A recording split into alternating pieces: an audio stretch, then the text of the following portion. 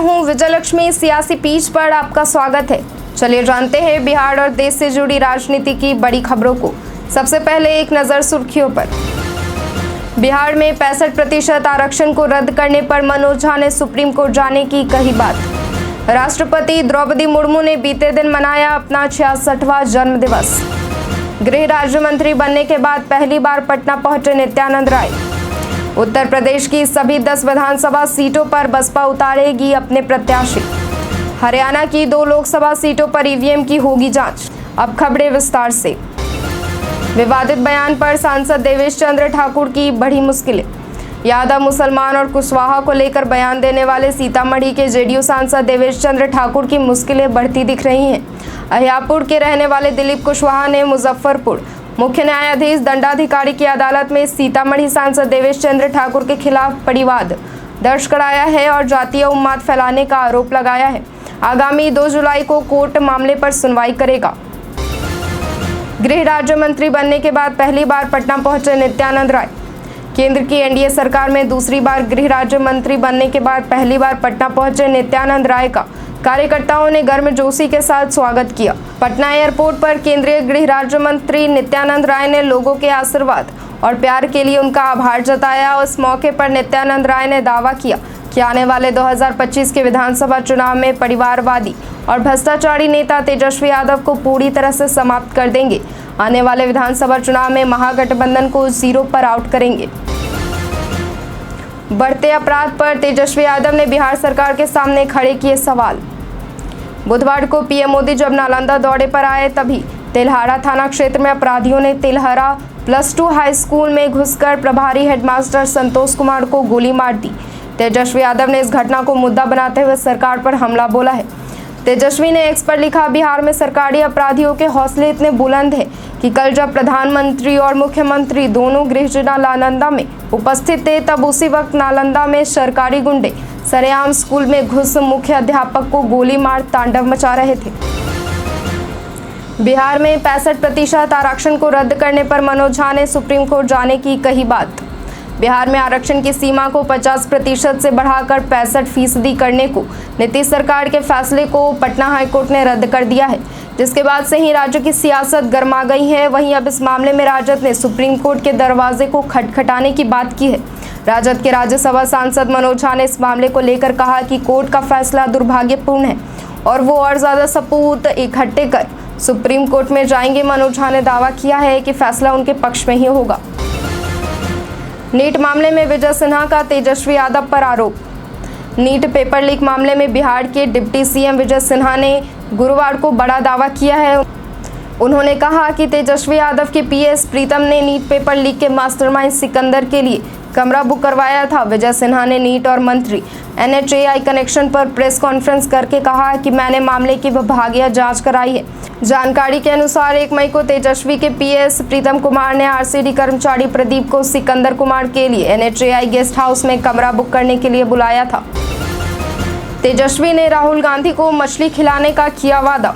बिहार के पूर्व deputy CM Tejashwi Yadav ने राहुल गांधी को कतला या रोहू मछली की लंच पार्टी देने का वादा किया है। तेजस्वी ने यह वादा राहुल गांधी के 54वें जन्मदिन पर किया है। बुधवार को राहुल गांधी का जन्मदिन था, ऐसे में उन्हें बड़ा भाई मानने वाले तेजस्वी यादव ने जन्मदिन की बधाई दी। वहीं राहुल गांधी ने जन्मदिन की बधाई स्वीकार करते हुए तेजस्वी यादव से रोहू या कतला मछली की लंच कराने की मांग कर डाली, जिस पर तेजस्वी ने भी उनसे मछली खिलाने का वादा कर दिया। फोटो सेशन के लिए बिहार आए पीएम मोदी, विपक्ष का तंज। नालंदा विश्वविद्यालय के नए कैंपस के उद्घाटन के बाद प्रधानमंत्री नरेंद्र मोदी ने देश के विकास के लिए अपनी नालंदा यात्रा को शुभ बताया, लेकिन बिहार को लेकर उन्होंने कोई बड़ी घोषणा नहीं की। राजनीतिक विशेषज्ञ कह रहे हैं कि बिहार की मांगों को अब नजरअंदाज नहीं किया जा सकता है। वहीं आरजेडी का कहना है कि प्रधानमंत्री नरेंद्र मोदी सिर्फ फोटो सेशन के लिए ही नालंदा आए थे, क्योंकि अगर प्रदेश को कुछ देना ही था तो बिहार को विशेष राज्य का दर्जा ही दे देते। स्कूल कॉलेज के खिलाफ बयान देकर फंसे प्रशांत किशोर। स्कूल कॉलेज के खिलाफ बोलकर प्रशांत किशोर बुरी तरह फंस गए हैं। बिहार राज्य संबद्ध डिग्री महाविद्यालय शिक्षक शिक्षकेतर कर्मचारी महासंघ के अध्यक्ष JDM कॉलेज के प्राचार्य डॉक्टर शंभुनाथ प्रसाद सिन्हा, महासचिव प्रोफेसर राजीव रंजन एवं मीडिया प्रभारी प्रोफेसर अरुण गौतम ने प्रशांत किशोर के खिलाफ मोर्चा खोल दिया है। फैक्ट नेब नेताओं ने बताया कि लोकतंत्र में कथित तौर पर व्यापारी की भूमिका निभाने वाले प्रशांत किशोर द्वारा यह कहा जाना कि विद्यालय खिचड़ी और महाविद्यालय डिग्री बांटने वाली संस्था है, बिहार की शिक्षा शिक्षार्थी व शिक्षक का घोर अपमान है। पेपर लीक मामले पर राहुल गांधी ने पीएम मोदी पर कसा तंज। कांग्रेस नेता राहुल गांधी ने नीट यूजी 2024 और यूजीसी नेट 2024 परीक्षाओं में गड़बड़ी को लेकर केंद्र सरकार पर हमला बोला। प्रेस कॉन्फ्रेंस में उन्होंने कहा, प्रधानमंत्री नरेंद्र मोदी कहते हैं कि उन्होंने इजराइल, गाजा और रूस यूक्रेन की जंग रोक दी, लेकिन वे पेपर लीक नहीं रोक पाए। उन्होंने कहा कि देश के एजुकेशन सिस्टम को सुयोजित तरीके से कब्जे में कर लिया गया है, इस पर रोक लगानी होगी, इसे रिवर्स करना होगा, हमें पुरानी व्यवस्था फिर से बहाल करनी होगी। राष्ट्रपति द्रौपदी मुर्मू ने बीते दिन मनाया अपना 66वां जन्म दिवस। बीते दिन राष्ट्रपति द्रौपदी मुर्मू ने अपना 66वां जन्म दिवस मनाया। इस मौके पर प्रधानमंत्री नरेंद्र मोदी, केंद्रीय गृह मंत्री अमित शाह समेत कई मंत्रियों और नेताओं ने बधाई दी।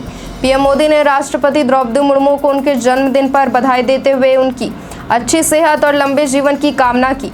बता दें, राष्ट्रपति द्रौपदी मुर्मू का जन्म 20 जून 1958 को ओडिशा के मयूरभंज जिले के उपरबेरा गांव में हुआ था। उन्होंने 25 जुलाई 2022 को राष्ट्रपति पद की शपथ ली थी। इससे पहले वह झारखंड की राज्यपाल थी। अपने जन्मदिन पर राष्ट्रपति द्रौपदी मुर्मू ने दिल्ली में जगन्नाथ मंदिर में दर्शन किए और पूजा अर्चना की। मोदी कैबिनेट की गठन के बाद मंत्रियों के निजी सचिवों की हो रही नियुक्ति। केंद्र में मोदी सरकार 3.0 बनने के बाद मंत्रियों के निजी सचिवों की भी नियुक्ति की जा रही है।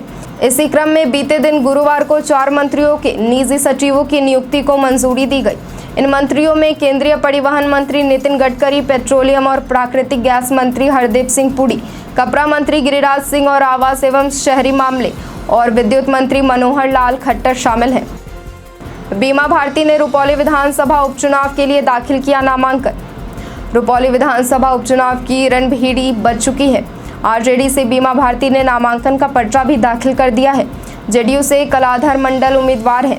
इस बीच चर्चित व्यवसायी गोपाल यादव का हत्याकांड में धमदाहा अनुमंडल की पुलिस रुपौली की आरजेडी कैंडिडेट बीमा भारती के पति अवधेश मंडल और पुत्र राजा कुमार की तलाश में जुटी हुई है। उधर पूर्णिया के सांसद पप्पू यादव ने सीबीआई जांच की मांग कर दी है। भाजपा अजित पवार को बलि का बकरा बना रही है, शरद पवार गुट। लोकसभा चुनाव 2024 में खराब नतीजों के चलते महाराष्ट्र में भाजपा और अजित पवार की एनसीपी के बीच रार मची हुई है। आरएसएस के नेता रतन शारदा के लेख के बाद भाजपा के कुछ विधायकों ने भी सवाल उठाए थे कि अजित पवार गुट को साथ लेने से नतीजे खराब आए हैं। इसके चलते वह सत्ताधारी गठबंधन में अलग थलग चल रहे हैं। इस बीच दिलचस्प बात यह हुई है कि शरद पवार गुट ने उनका समर्थन किया है, जिसे वह छोड़ कर आए हैं और अब एकनाथ शिंदे और भाजपा सरकार का हिस्सा है। शरद पवार गुट ने उनका पक्ष लेते हुए कहा कि भाजपा अजित पवार को बलि का बकरा बना रही है। दिल्ली में पानी की भारी किल्लत के बीच केजरीवाल का वायरल हो रहा पुराना वीडियो। दिल्ली में भीषण गर्मी के बीच करीब 1 महीने से पानी की भारी किल्लत है। भाजपा और आप में आरोप प्रत्यारोप के बीच दिल्ली के मुख्यमंत्री अरविंद केजरीवाल का एक पुराना वीडियो भी सामने आया है, जिसमें वह दिल्ली में पानी की समस्या की असली वजह टैंकर माफिया को बता रहे हैं। केजरीवाल को इस वीडियो में यह कहते हुए सुना जा सकता है कि दिल्ली में पानी की कमी नहीं है। वह दुनिया के कुछ दूसरे देशों और शहरों का उदाहरण देते हुए बताते हैं कि दिल्ली में ज़रूरत के लिए पर्याप्त पानी मौजूद है, लेकिन विधायकों और सांसदों टैंकर का कारोबार चला रहे हैं और टैंकर माफिया की ओर से ही पानी का संकट पैदा किया जाता है। बिहार में पुल टूटने की घटना पर प्रशांत किशोर का तंज। जनसुराज पदयात्रा के सूत्रधार प्रशांत किशोर ने भ्रष्टाचार पर कहा कि जब हर योजना में 40% घूस ली जाएगी तो पुल टूटेगा नहीं तो पुल टिकेगा। 100 रुपये आया, उसमें 40 रुपये चोरी कर ली गई तो पुल जब बनेगा तो टूट ही जाएगा। इसके साथ ही प्रशांत किशोर ने कहा कि आज बिहार में जो सड़क बन रही है वो टूट क्यों रही है। 100 रुपये आया, उसमें 40 रुपये चोरी कर ली गई तो सड़क टूट ही जाएगी। नीट यूजी 2024 को लेकर बीते दिन पटना में हुआ विरोध प्रदर्शन। नीट यूजी 2024 को लेकर पूरे देश में बवाल मचा हुआ है। नीट पेपर लीक का मामला अब तूल पकड़ता नजर आ रहा है। यूथ कांग्रेस के कार्यकर्ताओं ने गुरुवार में जमकर विरोध प्रदर्शन किया। पटना के इनकम टैक्स गोलंबर के पास यूथ कांग्रेस कार्यकर्ताओं ने इस दौरान प्रधानमंत्री नरेंद्र मोदी और केंद्रीय शिक्षा मंत्री धर्मेंद्र प्रधान का पुतला फूंका और इस्तीफे की मांग की।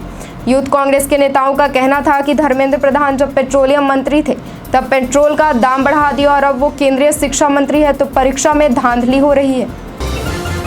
भारतीय जनता पार्टी की पूर्व नेता नुपुर शर्मा को फिर मिली धमकी। भारतीय जनता पार्टी की पूर्व नेता नुपुर शर्मा को एक बार फिर से धमकी मिली है।